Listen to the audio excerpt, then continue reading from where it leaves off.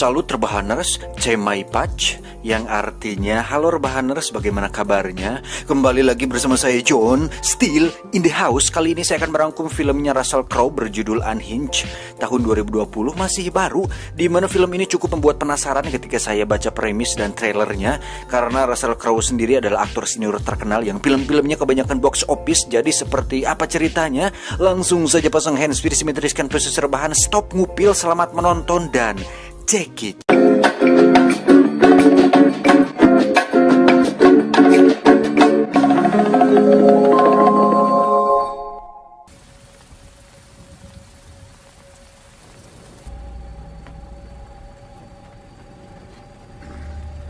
Diawali dengan memperlihatkan seorang pria bernama Tom, di mana dia baru saja mengetahui bahwa istrinya selama ini tengah selingkuh dengan pria lain, sekaligus menjadi alasan kenapa istrinya ingin bercerai.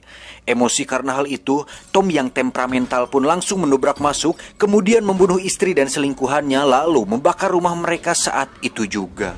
Dan inilah Unhinged. Dunia akhir-akhir ini mengalami sedikit kebobrokan moral dan mental disebabkan oleh banyak hal, diantaranya tingkat pengangguran yang tinggi, angka perceraian yang pesat, kepadatan penduduk, dan lain-lain. Sehingga masyarakat menjadi kehilangan tata krama dan sopan santun yang akhirnya membuat orang-orang tidak peduli dengan satu sama lain.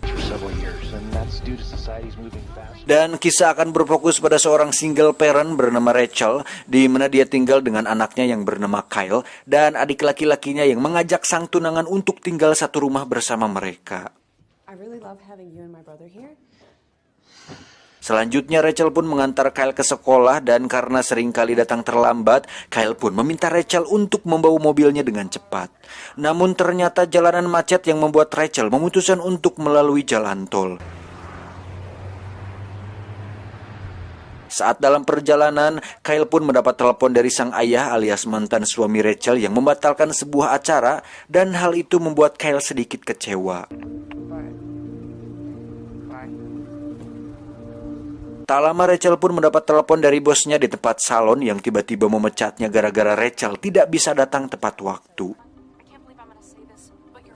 Tak cukup sampai situ, jalan tol ternyata juga mengalami kemacetan panjang yang membuat pagi mereka semakin buruk. Rachel pun memilih untuk keluar tol dan mengambil jalan normal karena tak ingin membuat anaknya terlambat ke sekolah. Sampai di lampu merah, Rachel pun tiba-tiba berhenti tepat di belakang sebuah mobil hitam, yang mana itu adalah Tom yang baru saja membunuh istri dan selingkuhannya. Saat lampu sudah hijau, Tom pun tidak mau jalan sehingga Rachel memutuskan untuk menekan tombol klakson dengan sangat kencang dan pergi begitu saja sambil menekan klaksonnya kembali. Dan saat Rachel kembali terjebak macet, muncullah Tom yang berhenti tepat di samping Rachel, di mana Tom berbicara mengenai sopan santun dan tata krama, kemudian meminta maaf atas kejadian tadi, di mana dia sempat bengong dan tidak melihat bahwa lampu hijau sudah menyala. Dengan pagi buruk yang dialami membuat Rachel tidak ingin ambil pusing mengenai hal itu dan enggan meminta maaf balik kepada Tom, dan justru meminta Kyle untuk menutup kaca mobilnya. Tanpa mereka tahu bahwa Tom mengalami hari yang lebih buruk daripada hanya dipecat dari pekerjaan dan terlambat datang ke sekolah. Dan apa yang terjadi saat Rachel melanjutkan perjalanan, Tom pun menyalip dan berhenti tepat di depan mobil Rachel yang membuat mereka berdua terkejut. Dan yang mengejutkan adalah saat Tom melajukan mobilnya, dia pun berbelok dan melihat ke arah Rachel, seolah kejadian sepele tadi merupakan hal yang sangat besar baginya. Beruntung Tom tidak terus mengikutinya, di mana Rachel menganggap bahwa itu hanyalah sedikit insiden kecil di jalan raya yang siapapun pernah mengalami hal serupa dan tidak terlalu khawatir lagi tentang hal itu.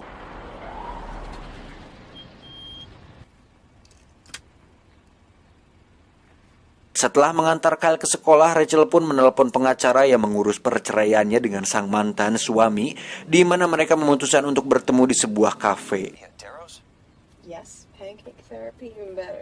Karena bensinnya tinggal sedikit, Rachel pun mampir di sebuah Pertamini, dan sembari menunggu dia pun menyempatkan untuk membeli Kinder Joy di sebuah minimarket. 13, 31. Selesai melakukan pembayaran di kasir, tiba-tiba Rachel dikejutkan dengan kemunculan sebuah mobil hitam tepat di belakang mobilnya, di mana itu adalah Tom yang mengikutinya dan masih penasaran kepada Rachel. Beruntung ada seorang pelanggan yang baik hati mau mengantarnya ke mobil dengan tujuan untuk menakut-nakuti si Tom agar dia tidak terus mengikuti si Rachel. Dengan jaket Dylan ditambah dengan hoodie yang dipakainya, pria itu pun menyuruh Rachel untuk masuk ke mobil, kemudian dia sendiri mencoba untuk ngegos si Tom untuk membuatnya pergi. Setelah Rachel pergi, Anda akan sangat terkejut ketika mengetahui bahwa Tom sangat-sangatlah temperamental dan tak mau mengalah begitu saja. Karena tiba-tiba...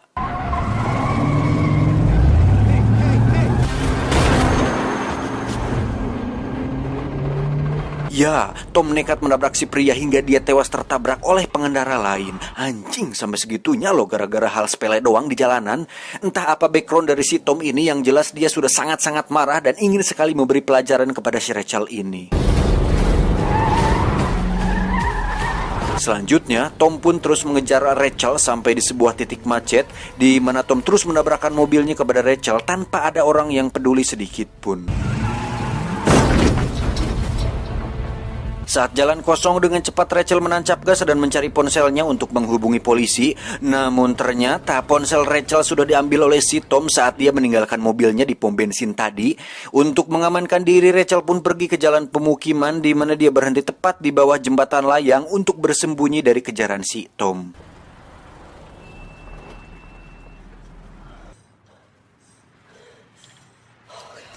Adegan pun berpindah ke sebuah kafe di mana di situ ada pengacara Rachel yang bernama Andy sedang menunggu kedatangannya. Tak diduga, muncullah Tom yang menemui Andy di mana Tom memeriksa ponsel milik Rachel dan berhasil mengetahui siapa saja orang yang dekat dengannya. Tom pun berpura-pura sebagai teman lama Rachel dan meminta Andy untuk meneleponnya, di mana Tom akhirnya angkat bicara mengenai ketidaksopanan Rachel kepada Tom atas insiden tadi. Dan meski Rachel sudah meminta maaf, hal itu ternyata tidak cukup untuk menebus semua rasa kesal dan emosi atas kejadian tadi, di mana Andy terlihat bingung dan meminta ponselnya dikembalikan. Tapi tiba-tiba... Ya, lagi-lagi Tom berbuat nekat di depan umum, di mana Tom dengan tanpa rasa takut melukai si Andy dan membunuhnya tepat di depan orang-orang yang ada di sana. Meski orang-orang sedang merekam kejadian itu, Tom sedikit pun tidak merasa khawatir dan terus mengejar Rachel sampai mendapatkan apa yang diinginkannya. Dan dengan ponsel di tangannya, Tom pun mengancam akan memburu semua orang terdekat Rachel sampai Rachel benar-benar menyesal atas perbuatannya tersebut. Atas kejadian di kafe tadi, Tom akhirnya masuk ke dalam berita kriminal dan menjadi buronan atas tindakan sadisnya tersebut. Adik Rachel yang kebetulan ada di rumah pun menyaksikan berita tersebut dan cukup prihatin dengan kejadian itu. Tak disangka orang yang ada di dalam berita itu alias si Tom ternyata datang ke rumahnya dengan menyandra sang tunangan, di mana Tom dengan pisau dapur di tangannya mengancam akan bertindak barbar jika Tom berani macam-macam dengan tunangannya tersebut. Dan tentu hal itu tidak akan membuat Tom merasa takut sedikit pun dan justru mendorong sang tunangan hingga membuat pisaunya tak sengaja menusuk perut si tunangan hingga dia tewas saat itu juga. Rachel sendiri terlihat mengebut untuk menjemput Kyle di sekolah, di mana Tom tiba-tiba mengirimkan sebuah gambar bahwa dia sudah menyandra sang adik di rumahnya. Setelah berhasil membawa Kyle ke mobil, Tom pun menelepon untuk memberitahukan bahwa sang adik tengah terikat di kursi yang di bawahnya terdapat cairan minyak yang mudah terbakar. Hingga saat Tom membuat Rachel merasa semakin bersalah, tiba-tiba muncullah polisi yang meminta Tom untuk menyerahkan diri. Tom pun berlindung di balik adik Rachel, di mana Tom membakar dan mendorong si adik ke arah polisi hingga dia berhasil kabur. Meski sempat tertembak, Tom ternyata masih kuat untuk menyelesaikan misi amarahnya ini, di mana dia menggunakan mobil adiknya untuk mencari Rachel dan Kyle. Hingga saat Rachel dan Kyle pergi menuju ke kantor polisi, Rachel pun melihat mobil tunangan adiknya tepat di depannya, yang bisa dipastikan itu adalah si Tom. Berharap Tom tidak akan menyadarinya, Rachel pun diam-diam menyalip untuk mendekati mobil polisi yang ada di depan. Hingga saat mereka berada tepat di samping mobil polisi, Kyle dan Rachel pun dengan cepat memberitahukan bahwa di belakangnya ada seorang buronan yang sedang dicari oleh polisi. Namun tiba-tiba, ya, Tom pun menabrak mobil polisi hingga beliau tewas terlindas truk sebelum sempat memanggil bantuan kepada markas pusat. Dari situ terjadi kejar-kejaran di mana Tom semakin menggila dengan menyebabkan banyak korban sampai terjadi kecelakaan beruntun. Rachel pun terus melaju mobilnya untuk menuju ke rumah dan saat sudah sampai, Rachel menyuruh Kyle untuk bersembunyi di rumah sementara dirinya akan mencoba untuk menghentikan Tom dari luar.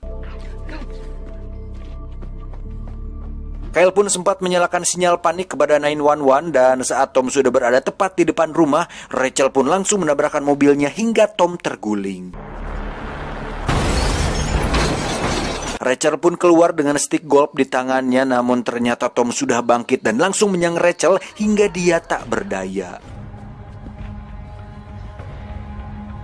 Saat Tom sedang mencari Kyle, Rachel pun bangun dan menghampiri Kyle melalui pintu belakang. Tapi tiba-tiba, Tom pun menarik Rachel kemudian menendangnya beberapa kali, lalu mengambil Kyle dan mencoba untuk mencekiknya menggunakan kabel.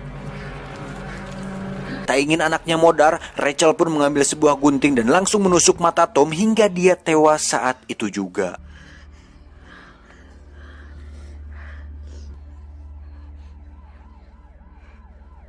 Dan seperti biasa, polisi datang terlambat setelah kejadian intinya, di mana mereka memberitahukan bahwa adik Rachel juga berhasil selamat dari kebakaran tersebut. Uncle Fred's alive.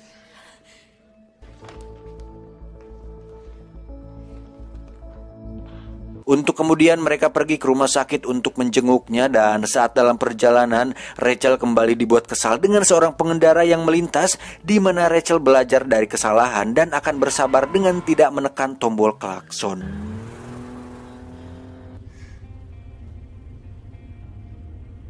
Tamat ending yang sangat mengklaksonkan.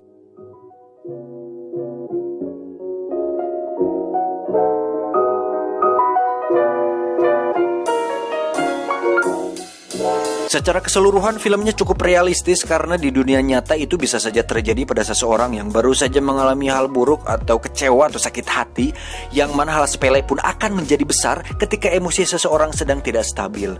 Namun memang yang cukup aneh di sini adalah orang-orang sekitar nampak tidak peduli dengan kejadian waktu di kafe yang si Andy pengacara itu.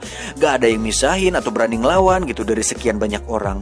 Entah tidak ingin ikut campur atau memang tidak peduli. Saya rasa gak gitu juga sih kalau di dunia nyata. Dari sekian banyak orang pasti ada salah satunya yang berani membela. Ya walaupun sudah mendekati akhir zaman, ada saja kok orang-orang yang masih punya hati nurani dan mau membantu sesama. Entah itu dengan cara giveaway atau bedah rumah, pasti ada saja kok. Pesan yang bisa kita ambil dari film ini adalah tentang kesabaran, karena kesabaran merupakan ciri kita sebagai manusia yang beradab dan punya akal sehat. Tumben bener. Saya John mewakili orang-orang yang emosian di dunia mengucapkan terima kasih dan adios. Celengan babi Mongolia.